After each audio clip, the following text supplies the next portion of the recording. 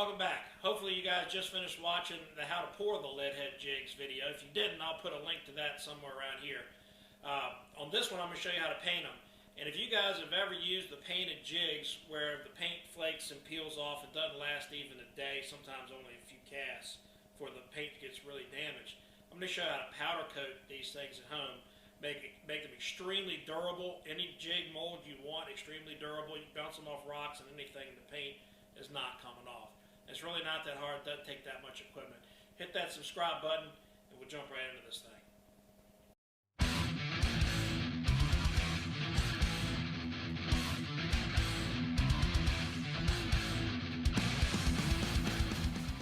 The equipment you're going to need for painting these jigs is going to be a fluid bed. I'll show you that in detail in just a minute. Your paint, of course, using the ProTech Gloss White. A standard heat gun, which you can get at any hardware store if you don't already have one. Some kind of rack to put your jigs on. My toaster oven doesn't have a place to hang the jigs. This lets me hang about 30 of them in there for baking. I guess you could do this in a regular oven, but your wife will probably kill you. Don't want to do that. Just a cheap toaster oven. Those things are 20, 30 bucks at Walmart. That's an old one that we had laying around, wasn't even being used. Your lead head jigs, of course. And let me reach across everything. Needle nose pliers, because that hook's going to get toasty when you're using it on the heat gun. First thing I want to do is show you this fluid bed. These are real easy to build.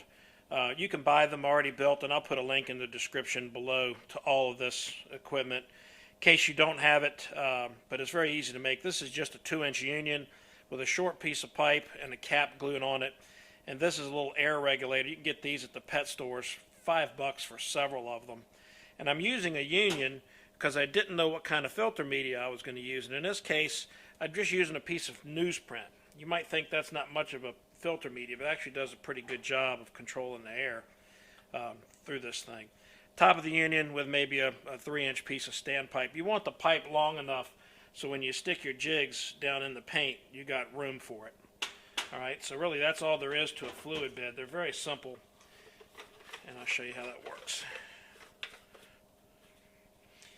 Alright, you're also going to use a little standard aquarium pump that hooks up to this thing, and you'll see why you need the airflow here in just a minute. Let me get some paint in here and we'll be right back. Another thing's handy to have is just a crappy little plastic spoon for dealing with your paint. I'm going to spoon some of this powder paint in there carefully.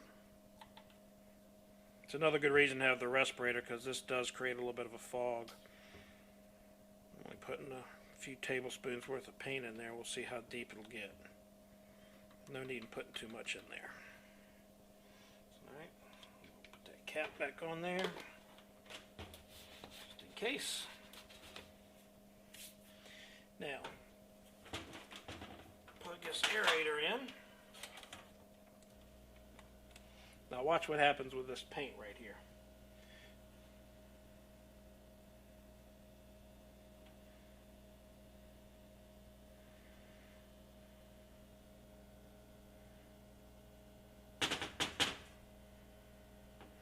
A few little volcanoes to start it out. Just shake it, and you see how now it looks like a liquid in there. That's why you call it a fluid bed. And you want to have it bubbling up enough to where when you put your jigs in there, you get a good coverage. Need just a little more paint. A little more paint in there.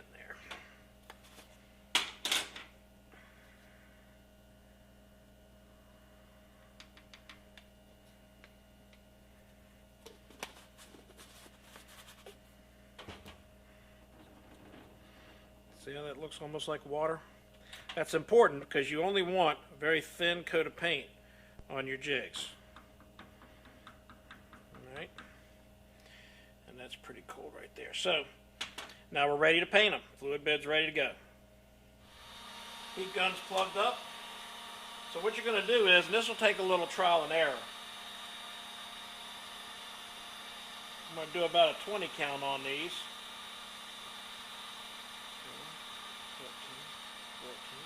15, 16, a little extra because I've been talking. If it's a little hotter, it's better than if it's a little cooler. You just don't want to melt the lid. You want this to be pretty hot.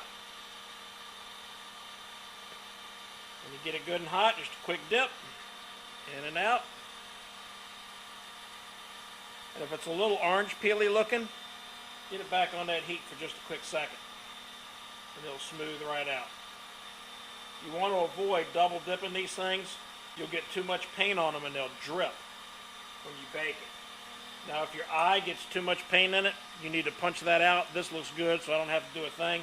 And you can see what a nice coat that made with just a quick dip. Now that's ready for baking. So we'll hang that on the rack and do the next one. 1, 2, 3. Hotter is definitely better. You get a better adhesion to your jig. And a quick dip. Little smoke won't hurt. See, I don't know if you can see that smoking, but that paint just smoothed out real nice like. Perfect. That's what I'm looking for. And again, this is going to be something that's going to make these jigs very, very durable. These flat side jigs are great in the swift current. When we're fishing in the bay in deeper water, I can get down deeper with a lighter weight and use a lighter rod. So, but there's no way that I can find these flathead jigs with a powder paint coating.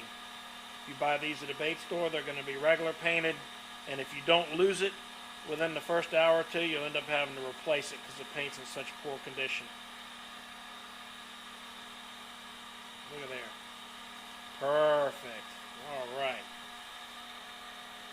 Almost forgot to show you. While they're hot, if you get an eyelet plugged up, you got to get that paint out of there.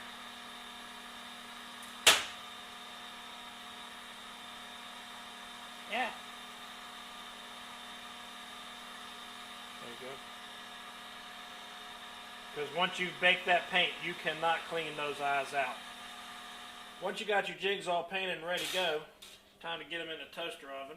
I had to build this rack for mine.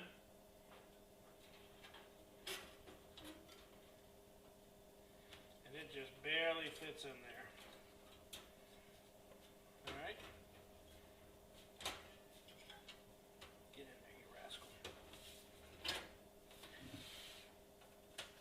Plug him up. We're going to set that for about 325. And I'm going to cook them in that oven for somewhere around 45 minutes or so. So while that's cooking, I'll show you one I've already done. I've got a bunch of these already done up with eyeballs on them. You can get the eyes and all these accessories and supplies online, barlows.com, Barlows Tackle.